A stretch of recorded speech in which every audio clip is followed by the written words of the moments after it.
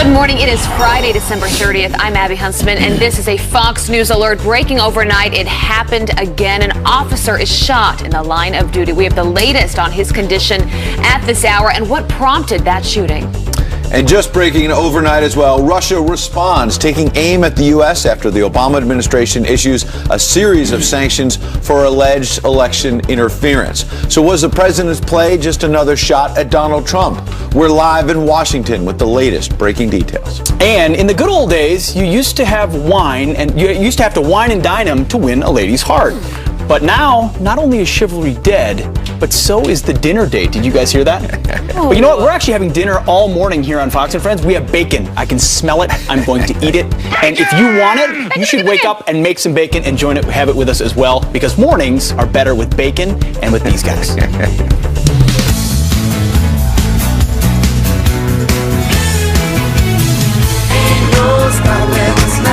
About their New Year's resolution. All people that are cooler than us. Isn't there Exactly. people on But there's us. huge conflict here, isn't there? What is it? We're just going to be piling on the bacon as we talk about New Year's resolutions. That's No, true. you do. I mean, come on. You pile I mean, it Abby on in doesn't have to lose 2016 weight, and then but- you improve in 2017. Yeah. So do it now while you Just can. a little bacon now. Have you guys figured out your New Year's resolutions yet? No, I'm not doing it. We're going to work Well, on it. during before the end of show. the show, we've got to figure it out. Oh, are we? Yeah, send us your New Year's Less Send us resolutions, yours. please. Help us out because we haven't decided yet. All right, turns out we actually have news to cover today, too. There's a Fox News alert. Russia retaliating after being slammed with new sanctions for alleged election hacking. Yeah, and a furious Vladimir Putin announcing sanctions of his own in a swift revenge against the Obama administration. Let's get right to Garrett Tenney. He's live in Washington with the breaking details. Good morning, Garrett. Good morning, Ed, Pete, and Abby. Russia had promised that they would retaliate against any sanctions from the U.S. and less than 24 hours later, it appears they have done just that. Reuters news agency is reporting that Russia has announced plans to expel 35 U.S. diplomats and ban U.S. diplomatic staff from using 2 buildings in Moscow. That comes in response to a long list of sanctions the White House announced yesterday, including plans to shut down 2 compounds in Maryland and New York that have been used by Russian personnel for intelligence purposes, and declaring 35 Russian intelligence operatives persona non grata and giving them 72 hours to leave the country. With that announcement, President Obama said the U.S. may take additional steps against Moscow as well. His statement reads in part, "These actions are not the sum total of our response to Russia's aggressive activities. We will continue to take a variety of actions at a time and place of our choosing, some of which will not be publicized." Russian officials widely mocked the president's announcement, including Russia's UK embassy, which tweeted, "President Obama expels Russian 35 diplomats in Cold War deja vu, as everybody, including American people, will be glad to see the last of this hapless administration. Lame duck." As for the incoming president-elect, Donald Trump, who has long questioned the intelligence community's findings of Russian interference surrounding the election, said in a statement, "It's time for our country to move on to bigger and better things. Nevertheless, in the interest of our country and its great people, I will meet with leaders of the intelligence community next week in order to be updated on the facts of this situation." And of course, the big question with these sanctions is, what will President-elect Trump decide to do?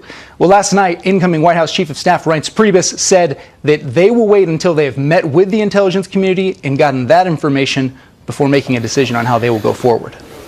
Back to y'all. All right. Thank you, Garrett. Thanks, Garrett. Appreciate it, Garrett. As Pete was saying, serious intellectual thinkers are rolling over in their grave this morning when you see this tweet of a lame duck. I mean, is this really how we're doing diplomacy? It's modern diplomacy. But I think what's important to clarify here is, yes, we're looking into, no one wants or believes that there should be foreign interference in our elections. But let's be clear up front. The election itself was not hacked. According the to who? vote count was not hacked. According to who? According to President Obama. Exactly. According to this administration. Even President Obama has said Not that. a single vote was affected by what Russia did in its actual implementation. Now, were they trying to tamper with our process and our legitimacy? Yes, and that's unfortunate. Well, the timing's significant. The timing is, because that's the big question, is why are they coming out now with just 3 weeks left in his presidency? Yeah. Here's what Eric Schultz, the White House Deputy Press Secretary, said about that yesterday. The president is leaving office in a couple weeks, but he's the president from now until then. And the president-elect, once he assumes office on January 20th, will be in a position to make these sorts of decisions. Our bottom line is that what Russia has been engaged in over the last few months and years is unacceptable. It's outside the norms of diplomatic behavior, and the president is sending a message today to tell them to cut it out. And that's why he ordered aggressive actions. Well, a couple things. Cut it out. I mean, that doesn't sound. Cut it out hey, didn't work. Vlad, cut it out.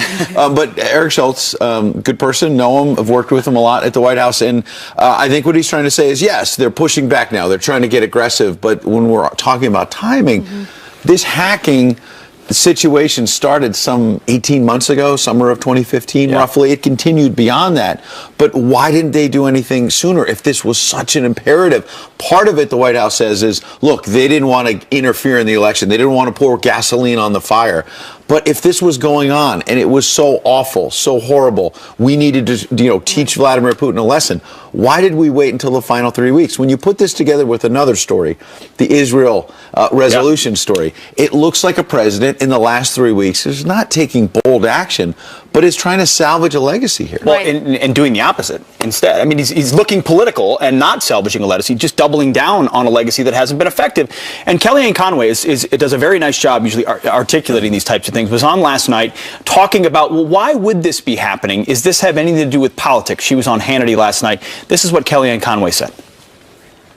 I was really disappointed to read in David Sanger's New York Times piece this evening the allegation or the supposition that perhaps one reason that these sanctions are taking place is to, quote, box in President-elect Trump, forcing him to take a position or otherwise once he takes office. I hope that this isn't motivated by politics even a little bit. I would say it's just remarkable to me that we're talking about sanctions against Russia just days after I would call sanctions against Israel. So I think just in the last couple of days, you see this flurry of activity by a tough President Obama as he exits office, and I guess is burnishing those last couple of moments, semicolons worth of his legacy.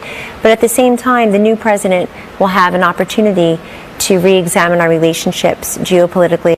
Yeah, I think the semicolon of a legacy. I like right, that. Yeah, and I think she's spot on there. There are two big questions here: why now, and how political was this move? And you brought this up, Ed, when the resolution came forward at the UN last week. You said, would this have happened if Hillary Clinton were the incoming president? I do wonder that same thing in this scenario. Sure, because you're leaving a mess for Donald Trump, and you're exacerbating some of the mess as well, you say, by taking on an ally like Israel. You're also continuing to attempt to delegitimize. I don't know if you can zoom in on this on the headline.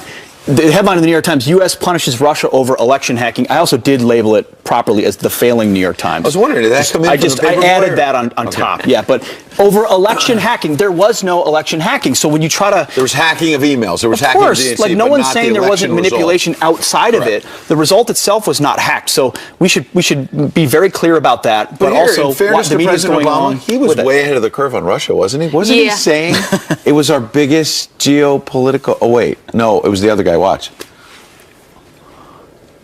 Russia, I indicated, is a geopolitical foe. Not a, number one. Excuse me. It's a geopolitical foe, and I said in the same paragraph, I said, and Iran is the greatest national security threat we face. In the 1980s are now calling to ask for their foreign policy back because the Cold War has been over for 20 years. This was a really strong moment for Mitt Romney back in that day. But you look back on that, and here you have President Obama trying to get tough on Russia, and you have to wonder, with these sanctions, we've been here before, haven't we? Sure. A few years ago with the Crimea and all that. And we didn't do anything. What did that do? Right. Well, so the 80s want their foreign policy back. And you underestimated just how big of a deal Russia and Vladimir Putin turned out to be. And at the time in that debate, isn't it also interesting that President Obama appeared to be like, hey, give Vlad a chance here. Yes, yeah. Like, we can work together. And now you flip it around. They're saying Donald Trump is too close to Vlad. Well, and Putin is a bad guy. Well, wait, in 2012 in that debate, you said we were going to all be friends. Well, exactly right. And they annexed Crimea. They cross red lines and support the Bashar al-Assad regime. We do nothing. Now what we do instead is, for this election violation, is we expel 35 spies from the U.S. and close down 2 compounds. I mean, it's a slap on the wrist diplomatically. It's the type of thing we would have done in the Cold War. Happened all the time. Now, this is a big, decisive action. No, it's nothing. It's like fixing a broken arm with a Band-Aid. And you think about expelling these diplomats. What is that actually going to do at the end of the day? Yeah. Why not hit on his inner circle? Where is he going to get hit the hardest, right? Isn't that the question? Yeah, absolutely. And these compounds that we're going after, they're sort of mysterious. There's one in Maryland, just outside D.C. You can see it there. I think it's about an hour and a half outside D.C. on the eastern shore of Maryland. Maryland. Very beautiful area. I've been there many times. I've never been to that compound, I can assure you. Well, apparently they've got great parties there. That's they have brought in Americans, made them feel at home, serve them vodka, you know. It's one like of the one Russian big party. women involved says, we go there because we want to be secret and we want to. What is happening? I just love when do we call things compounds versus houses? You know, I don't know. I'm just saying. Also, it's been in place there. How long has that house been there, filled with I think Russians? it's the late 60s, early 70s, somewhere in that range. So why are we? That is why are we doing something about this now? What is that ultimately? What impact is that going to have on our relationship with Russia? None. Yeah, I mean, at the end of the day. negligible, because they're going to retaliate, as they've said, and do the same thing to us. Kick out 35 of our spies, CIA agents, or under diplomatic cover, and shut down 2 of our compounds. So it's a tit for tat with no actual consequence. And here we are with Russia still running the table and doing what they want. Out the door. It'd be really interesting to go in that compound now, though, just to kind of see how they left it. I feel like there's like a machine gun range in the that were left basement or behind. something. Yeah. It's like a summer rental where at the end you leave it, there's now it could become a summer rental. You know? Yeah. Up the rent. Yeah, we the do. Eastern Shore is a beautiful area. I bet you'll flip it around now. You know, might help cut the deficit a little bit. We do some other headlines this morning. Let's toss over to Jillian Turner this morning. Good to see you, Jillian. Good to see you. You guys should get that puppy up on Airbnb. That's a great point. How much do you think it could go make for? a killing. I think you're right.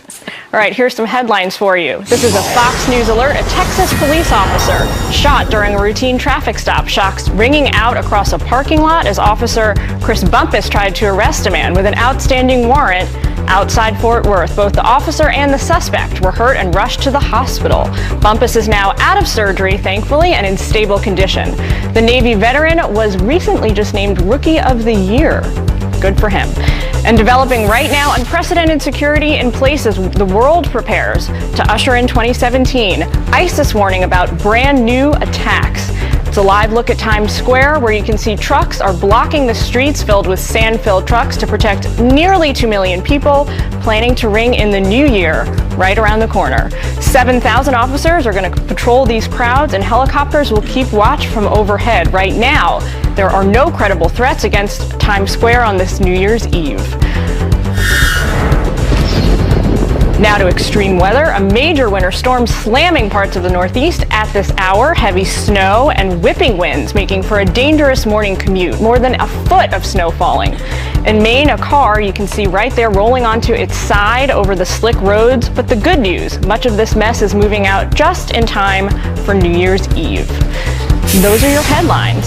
It's good news. All right, thank you, Jillian. Thanks, Times Jillian. Square looks so vacant right now. It's going to be crazy. I'm sure we'll have a few live shots there. All right. Well, the Obama administration is rushing to resettle refugees during their last days in office. Was this another attempt to hurt and complicate things for the incoming administration? We're going to ask Congressman Louis Gohmert when he joins us live. There he is next. And Hollywood A-listers boycotting President-elect Trump's inauguration based on so-called principles. But where were those same principles when they performed for despots and dictators? They don't want to talk about that, do they? We're back with the Fox News alert. Tension growing between the U.S. and Russia, already at an all-time high following President Obama's decision to impose sanctions on that country. Some members of the president's own party speaking out, though, saying the sanctions should be tougher. Congressman Adam Schiff saying, quote, we must evaluate the success of our response using only one critical metric. Has it dissuaded Russia from further interference and bad conduct? And I believe that other more punitive measures will need to be undertaken. That from a Democrat. Wow, joining us now to weigh in, Texas Congressman Louis Gohmert. Good morning to you. It's great to be with you. Thank you. So a big news day this morning. First off the top, just your reaction to President Obama's actions yesterday. Well, if you're really going to punish somebody, what he did is not all that much of a punishment. I was hosting for Sean Hannity yesterday, and Mike from Ohio called in and said, this is really not a punishment because these 35 Russian expelled diplomats just choose the sanctuary city they want to go to and go there. You don't have to leave. Just go to a sanctuary city. They'll protect you. You know, Chicago, San Francisco, they promised, you know. So it's not so bad. No, it's not really punishment. Why now? I mean, why now? So many things, so many violations, so many things Russia has done over the last, under this administration. Now this and this action. Well, we saw these kind of actions when we were each in middle school. You know, when somebody got their feelings hurt, what did they do? They tried to slap back. But if you look at what this president done, 2012, I know you remembered, you reported on it, Ed, but the president said, tell Vladimir, I'll have a lot more flexibility. Sure. So when he was willing to sell out the country and Vladimir didn't take him up on his offer, then it was a slapback just like in middle school. But if you look at what the president's doing at the same time with immigrants, I immediately thought of Batman Begins. Isn't that the one with Liam Neeson? And what do you do if you want to destroy the big city? Well, first they let the criminals go. What's the president doing? He's letting as many criminals as he can go.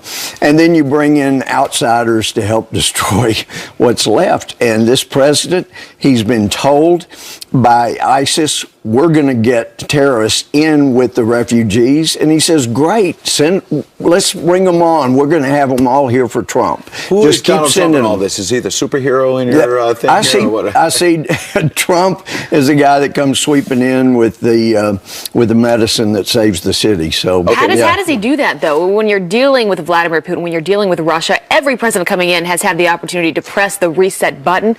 Trump will have that same opportunity. Yeah. What does he do to get it right? Well, the thing I think that Trump has going for him as a student of history, major in history, keep studying. And I told Donald Trump this back in September, we were talking privately, that you look at the presidents that did best with foreign policy, they were presidents that were perceived as being a little bit crazy. Teddy Roosevelt, Ronald Reagan. I said, remember when Reagan was portrayed in Saturday Night Live walking around, where's the red button? I'm ready to launch missiles. Well, this is Trump. I said, you've got a chance. He said, they say I'm crazy. Sure, I said, that's why you will be great at foreign relations. Real quick, you came in as well to talk about this sharp increase in refugees coming into this country. How do you make sure that they're actually vetted and that they don't that they're not terrorists or don't, you take the testimony of Comey and those that have testified before our committee on this issue. They have said, yes, they will vet them, but they have absolutely no information with which to vet them. Yeah. There is no way to know. Comey said, when they came from Iraq, we had all of Iraq's governmental records we could check against. Sure. From Syria, from these other places, we got nothing. We have zero. We have nothing to check their records against. And right now against. The default is to let in as opposed to do further Exactly. scrutiny. Yeah. And so, he should be the president should be in the position of a doctor. First, do no harm, and this president's doing harm as he goes out. It's a mess. Congressman Louie Gohmert, appreciate you coming in. Happy it's so great to be with you. You guys are doing great. Thank you. Good to have you here. Thank you. All right, Hollywood A-listers boycotting President-elect Trump's inauguration based on so-called principles. But where were those principles when they performed for dictators and despots around the world? And in the good old days, you used to have to wine and dine them to win a lady's heart, right? But now, not only is chivalry dead, but so is the dinner date. Really? For millennials, that's what they're saying. We're going to look into it. But they like to go to Chick-fil-A, they say. That's the date, apparently.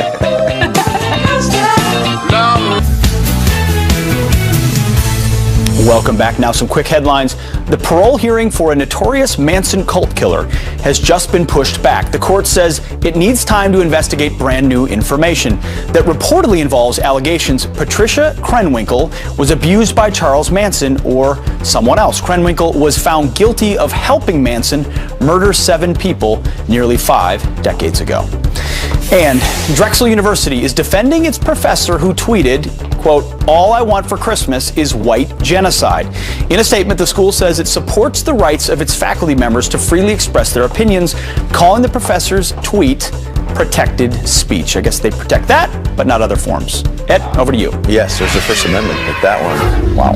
Many celebrities have proudly announced they want nothing to do with President-elect Donald Trump's swearing-in celebrations, something he says he simply doesn't care about. Yeah, he has. In a recent tweet, Mr. Trump said the so-called A-list celebrities are all wanting tickets to the inauguration, but look what they did for Hillary. Nothing. I want the people. But as these stars boycott Mr. Trump, there's no shortage of stars who have performed for thugs, dictators, yet with little outrage. Yeah, here to weigh in is author of Con Job and editor of ConservativeBlackChick.com, Crystal Wright. Crystal, good morning to you. Good morning, Abby. Good to see you. So let's just show you a list of celebrities who have thus far declined to perform at the inauguration of Elton John, Celine Dion, Garth Brooks, Gene Simmons, Andrea Bocelli. The list goes on. No surprise here, really, right? I mean, also, as we just mentioned, President-elect Trump says, I could care less about this. No, liberal Hollywood was in the tank for Hillary Clinton, remember? I mean, you had Lena Dunham, the list goes on and on. So it's no surprise that these guys say, oh, you know, we're not going to perform for Trump. We're not going to put country first, right? That's what liberal Hollywood stars do. But, as you pointed out in the tease before we started talking, a lot of celebrities don't have any moral high ground or ethics when it comes to making money and performing for Libyan dictator Gaddafi, Beyonce, Usher. They were really happy to perform for Gaddafi. You're right. We have that list, Crystal. Look at this. They performed Gaddafi, Beyonce, Usher, Mariah Carey, Lionel Richie, Nelly Furtado, and 50 Cent as well. How about that? They don't have a problem with that. Performers for Angola President Jose Eduardo dos Santos. They haven't been involved in this Trump deal, but they did perform for him, Nicki Minaj and Mariah Carey. And so, Crystal, what message do you take that from? They're willing to take the money from dictators. But people are outraged about the possibility of performing for a Republican president. Right. The message here is that celebrities like Beyonce and Usher are utter hypocrites. They have no moral high ground and no ethics, and nothing says that you hate America and your country more than refusing to perform for the next president, right? What happened to the peaceful transition of power that Hillary Clinton lauded? Remember that? Yeah. She kept ribbing Donald Trump, but it's because, by the way, speaking of Beyonce, who loves performing for Gaddafi and despots, she performed for President Barack Obama's, I think one of his inaugural, maybe it was the second one. 2013, right, right. So, okay, but Trump is a white Republican, so of course, oh no, you can't perform for him. And we all know, guys, that if the roles were reversed, these same liberal celebrities would be calling their peers racist for not performing if it was Obama and it was happening, right? If celebrities were daring to boycott the first black president, oh, you guys are a bunch of racists, but it's okay to boycott the white Republican dude, right? Coming in. You know what? I think he should just get members of our military, so many talented individuals to get up on the stage and perform. I mean, that's what it's all about at the end of the day, and that's what his campaign was about from day one. So we'll see. I've nominated Abby Huntsman, by the way. Crystal, I don't know if you've heard her voice, but we might get her by the end of this show to do it as like just a New Year's surprise. I'm not joking. She's got a great voice. I'm ready, Abby. I want to hear it. Oh, Crystal, I don't think that's ever going to happen. It's good to see you this morning. Have a good New Year. And Gene Simmons of KISS will join us on the program next hour. We'll ask him about this as well. Yeah, that'll be great. So the ultimate disrespect for our nation's cops, this painting depicting police officers as pigs, this is now hanging inside our nation's Capitol. And who approved that is the question. We've got it up next. And it's not an official national holiday, but it should be. I'm telling you, it's National Bacon Day. Up next, a special Fox and Friends Bacon Taste Test. That might be why Pete's not here right now. He ran out there. Where are the judges? That is hilarious. But first, happy birthday to LeBron James. He is 32 years old today. Happy birthday, LeBron.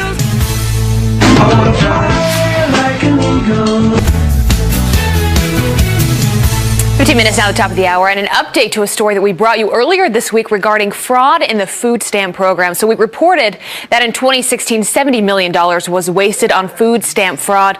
That was incorrect. The latest information from 2009 to 2011 shows the fraud at 1.3%, which is approximately $853 million for those 3 years combined.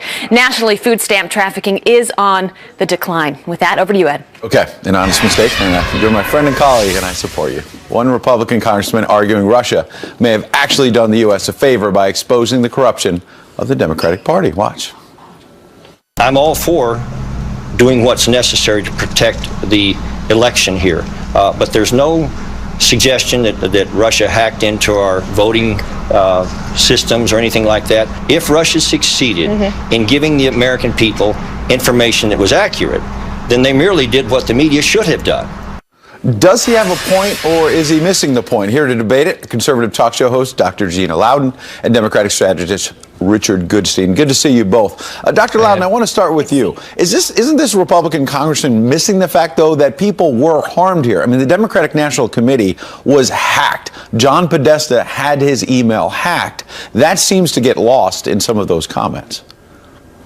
Well, I think it's important to note that John Podesta actually had his email phished, meaning their own security blocks or protocol did not preclude him from actually giving up his own password. Sure, but his emails were stolen, regardless of how it's done. His emails were stolen. But we'll no get one to the denies substance of that the email, but they were taken.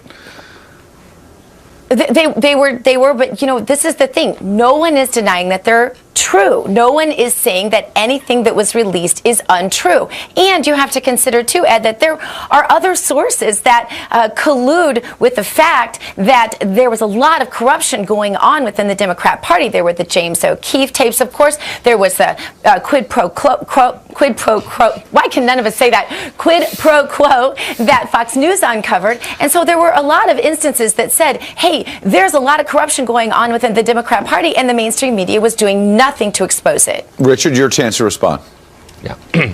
Couple things. First, I've heard Gina and other Trump surrogates say that somehow Podesta had this coming. That would be like Richard Nixon saying that, oh, this Watergate break-in was nonsense because if the DNC had only had better security, my goons would never have gotten the materials from the Watergate. That's what we're hearing. One. Two, imagine, Ed, if criminals, Russian criminals, had gone into Trump Towers and stolen Donald Trump's tax returns for the past 20 years and made them public. Would Congressman Frank say, hey, they were just doing what the press should have been doing? What are they saying? That the press should have been stealing? You know, we're using hacking. It's stealing. Is that what they're saying? That the press should be stealing information and putting it out there willy-nilly? I don't think so. I'm going to come back to Richard on the substance of the email so we can get that in there as well. But Gina, there's a fair question there. If the Russians had gone into Trump Tower and stolen the tax returns, you'd be okay with them being put out there? Well, let's not forget that some of Trump's tax returns were stolen. A couple pages. But I don't think that's the point here. No one's saying that it's okay, that the Russians meddle in any way. But what we are saying, and I think it's important to note, and I think there really is a story here, is that the mainstream media did no investigation. Where is the evidence, Ed, that any investigation was done into the corruption of the Democrats? And if they were that desperate, we have to ask ourselves logically, if they were that desperate to win the election that they were willing to resort to that kind of corruption, not only exposed by WikiLeaks, but also others, then why don't we believe that they're desperate right now and willing to do just about anything to undermine the Trump administration? Okay, I pressed Gina before. Richard, I'm going to press you now then on the substance of the emails. As Gina has been pointing out, I'll give you one example with the Clinton Foundation, the millions of dollars that went to a Moroccan king. We didn't know about a lot of that until we saw these emails. The substance of the emails were not pretty for the Clinton team.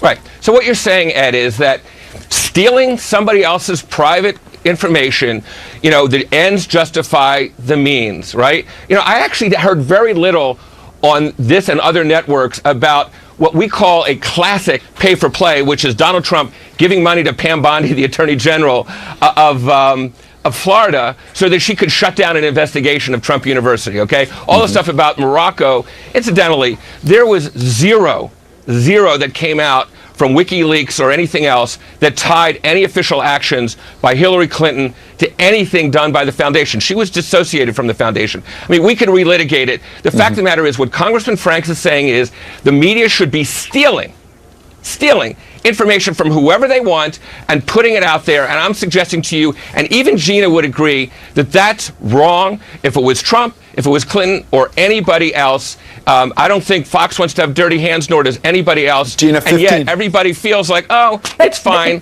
whatever, it's out there, let's just go with it. Gina, 10 seconds for you. I think we expect our enemies to do things to sabotage our system. What I don't think we expect is for that party, the Democrat Party, to be so corrupt and for the media to collude with them and not even investigate the corruption that was happening. Richard, we'll have to leave it there. You both got your points in there. Happy New Year to both of you. Appreciate having you. You too. Happy New Year to you. Still ahead, the ultimate disrespect. A painting depicting police officers as pigs, literally as pigs, now hanging inside our nation's capital. Who approved that? We'll get into it next.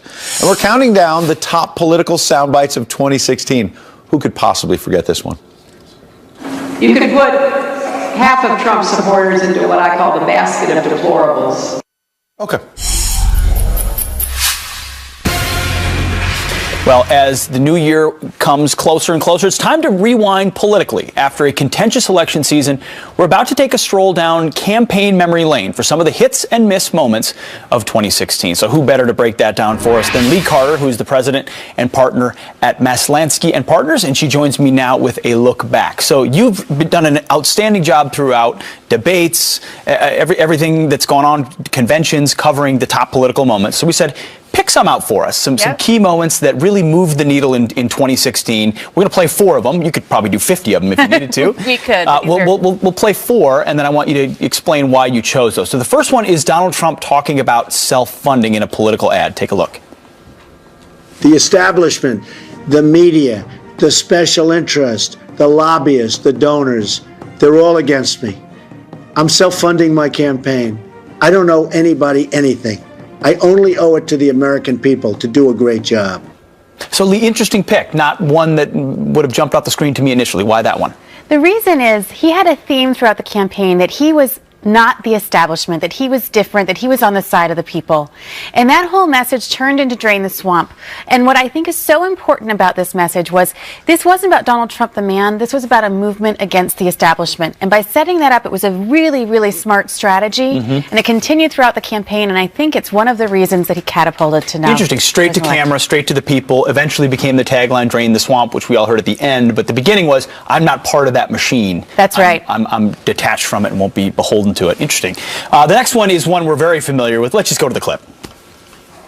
You could put half of Trump supporters into what I call the basket of deplorables. All right, deplorables who are irredeemable. I mean, in many ways, the election was litigated on that.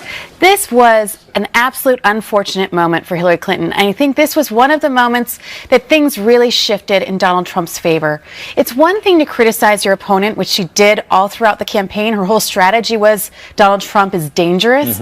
But this was criticizing the supporters. And she said I was going to be a president for all Americans. She said that we're stronger together. And you know what? This showed that that wasn't authentic, that it wasn't true, and she was really only on the side of her supporters. It wasn't even she didn't misspeak. I mean, this was part of a speech. This was part of a speech, and this is something that she obviously felt, and really, it emboldened Trump supporters. You know, people wore it as a badge of honor to say, I'm a deplorable. It really backfired, and I think this is one of the biggest gifts that Hillary Clinton gave to Donald Trump in the election. Yeah, everything's caught on tape. Speaking of caught on tape, Donald Trump had this to say at a debate, and you're saying it's one of the top moments as well. Take a listen. Are you saying you're not prepared now to commit What to I'm that saying principle? is that I will tell you at the time. I'll keep you in suspense. I will keep you in suspense about the election outcome. He was a non-traditional candidate with non-traditional, unexpected answers. What I think is so fascinating about this is he was criticized so widely for this moment. People said over and over again, this isn't right, this isn't fair, and then look at the result. At the end of the day, he wasn't the one that was leaving us in suspense. That's exactly right. The irony of this, sometimes it can't even be written. The fourth and final one for today is a moment that, well, we all remember. It's just a moment. Take a listen. Name a foreign leader that you respect. I guess I'm having an Aleppo moment in the former president But I'm of giving Mexico. you the whole world. I know. Anybody in the world you like. Anybody. Pick any leader. The former president of Mexico. Which one? I'm having a brain. Name anybody. He had that brain moment. He also had the Aleppo moment. There's always one of those. It was really unfortunate for Gary Johnson. Up until that point, we were talking about how much he was going to hurt the candidates. I think at this point, we just realized he wasn't going to be a real threat to either candidate. You're right. A Libertarian candidate had a chance in this election cycle. He gave it away. That's right. Lee Carter, thank you very much for Great to be here. Appreciate it. All right, Bristol Palin calling celebrities sissies for refusing to perform at President-elect Trump's inauguration. Her message to Hollywood next.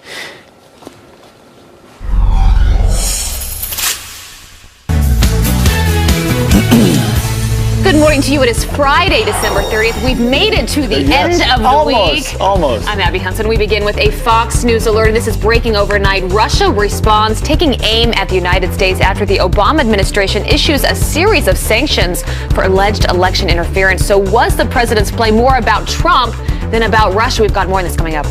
And the ultimate sign of disrespect, a painting depicting police officers as pigs, now hanging inside our nation's capital. Who in the world approved that? We are going to take a closer look. And Hollywood A-listers being called sissies for refusing to perform on Inauguration Day for Donald Trump. One of those celebrities not available? KISS frontman Gene Simmons. What's he doing instead? We'll ask him live. Because mornings are better with KISS. Yes.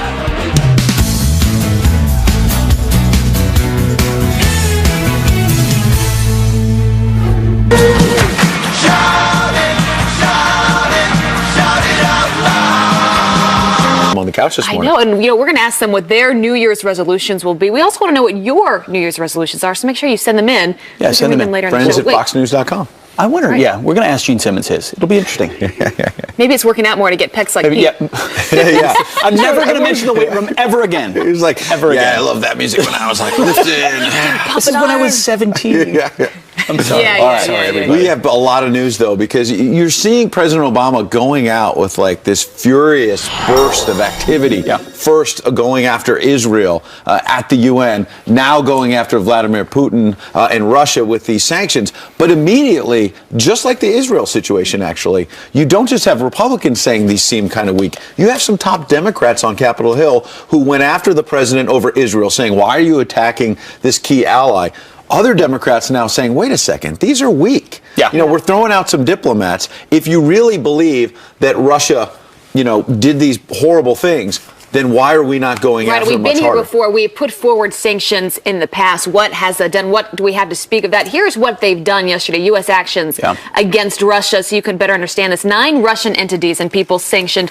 35 Russian diplomats, they were expelled from the U.S. 2 Russian compounds closed in the U.S. and possible covert cyber actions. That just breaks it all down. But the big question is, what impact is that ultimately going to have? Yeah, I mean, in the failing New York Times this morning, as it's properly labeled. It's not written in there. No, it is now. It's been renamed. The first CIA source asked about what these things would actually do says it's a slap on the wrist at best. I mean, this is not something that's going to affect the way Russia operates in this country. They'll replace their intelligence agents, and they're going to expel 35 of ours and close 2 facilities in Russia.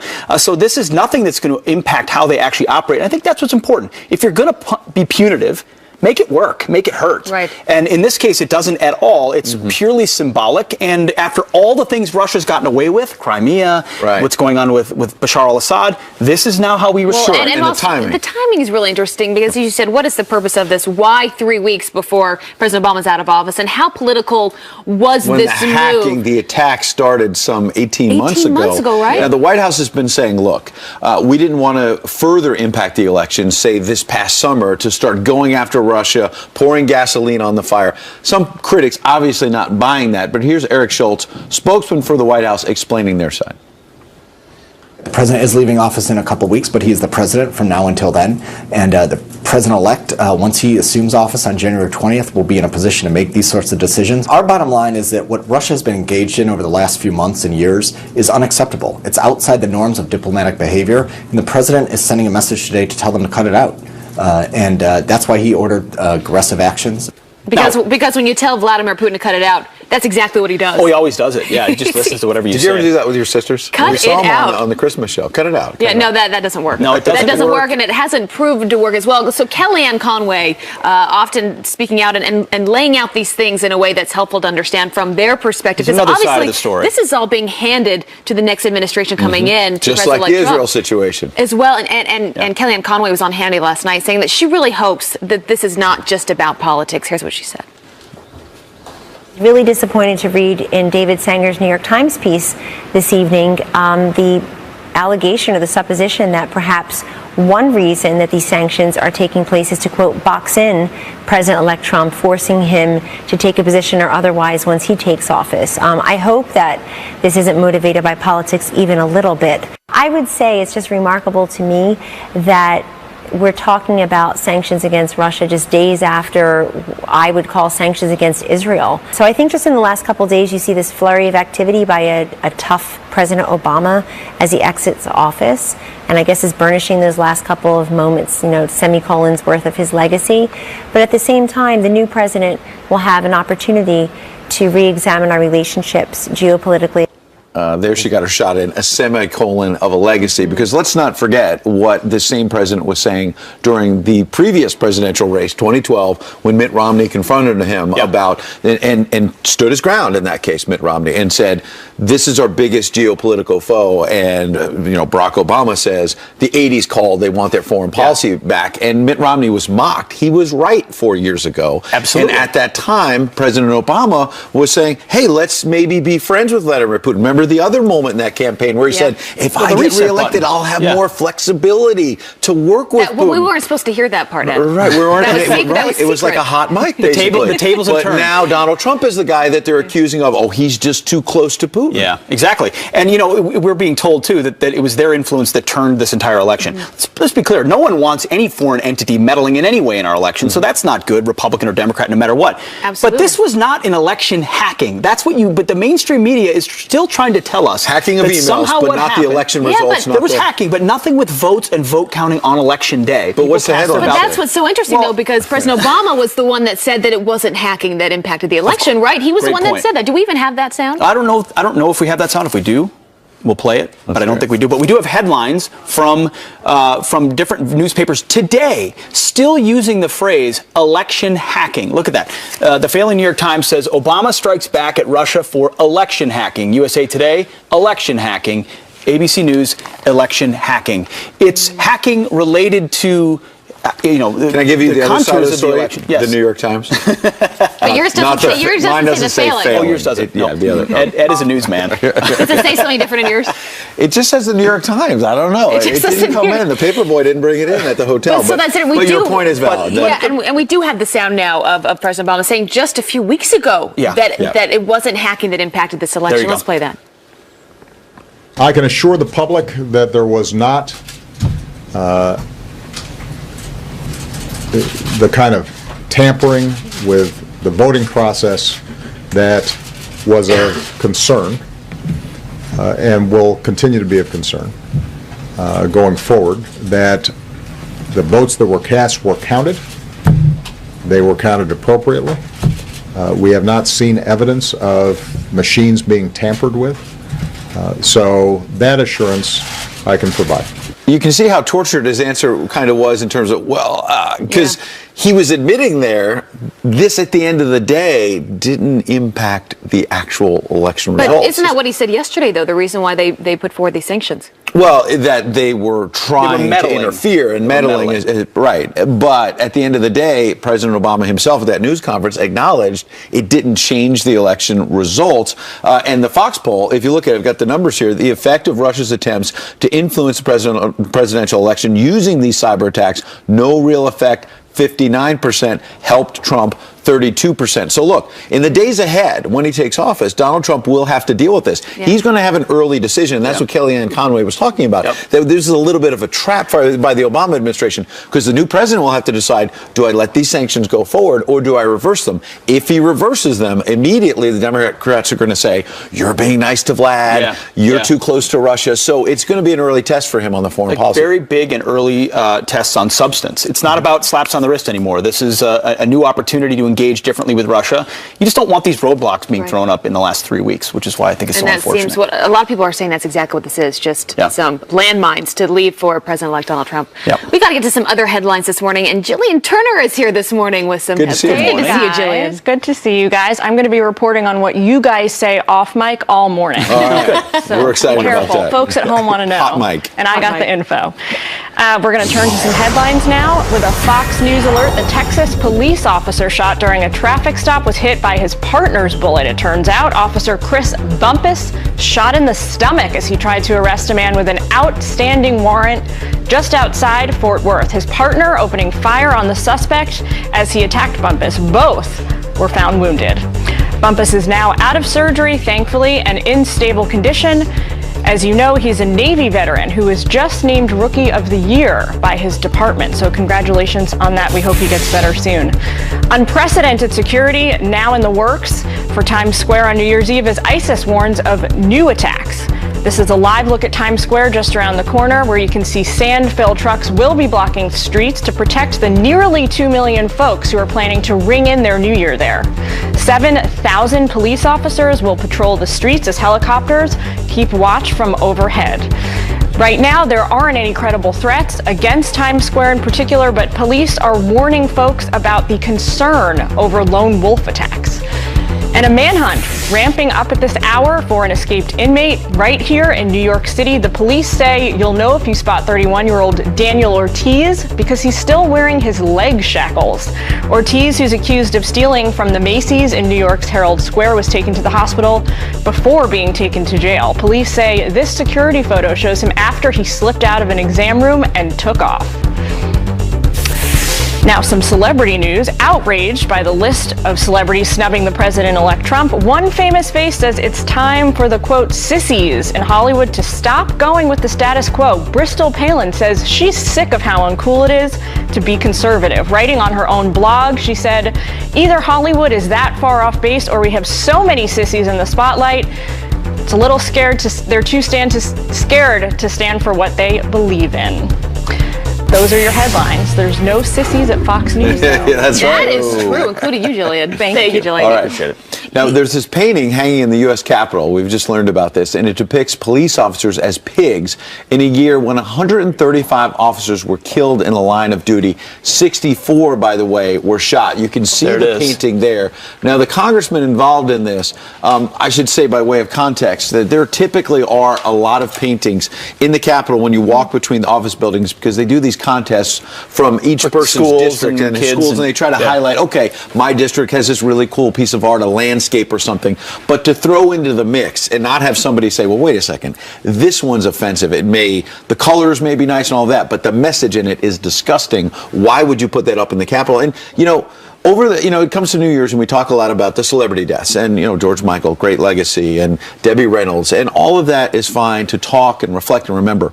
But how often do we or anyone, how much time do we spend on the police officers who try to protect us and were killed? Over 100 of them this year. Well, not just them. I mean, even their family members, where they have to kiss them goodbye every morning, knowing that they could be in harm's way. They don't know what could happen. We said these numbers: 135 of cops that were killed in line of duty just this past year, 64 cops that were killed by shooting alone. So instead, let's throw a painting up that depicts them as pigs. If there's one place where they should be reflected positively, it's of course our Capitol and the folks that are supposed to have their back. But hopefully that changes by shining a light on it. All right, icy relations between the Obama administration and Moscow getting worse. So where does this leave President-elect Trump when he takes office? Former UN Ambassador John Bolton is going to weigh in next.